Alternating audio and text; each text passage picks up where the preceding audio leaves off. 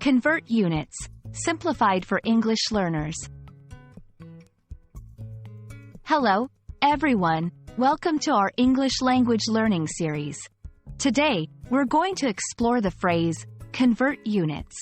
This is a common term in mathematics and science, but it's also useful in everyday life. Let's dive in to understand what it means and how to use it correctly. Convert units refers to the process of changing a quantity from one unit of measurement to another. For example, converting kilometers to miles or liters to gallons. This phrase is often used in contexts where precision and accuracy in measurements are important, such as in cooking, traveling, or scientific experiments. Converting units is essential because different countries and fields use different measurement systems. For example, the United States primarily uses the imperial system, inches, feet, yards, while most other countries use the metric system, meters, kilometers. Understanding how to convert units allows for better communication and accuracy across different regions and disciplines.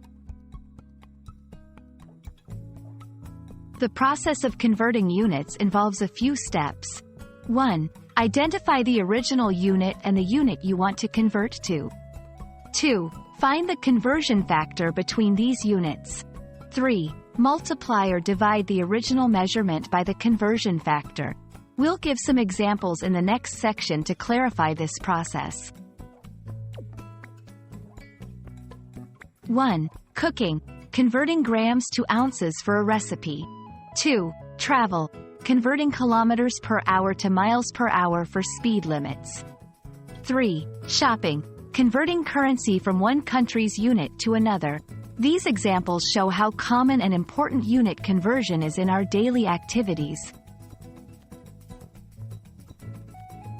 I hope this video helps you understand the phrase, convert units, and its significance in various aspects of life. Remember, it's all about changing measurements from one unit to another for clarity and precision. Thanks for watching, and stay tuned for more language learning videos.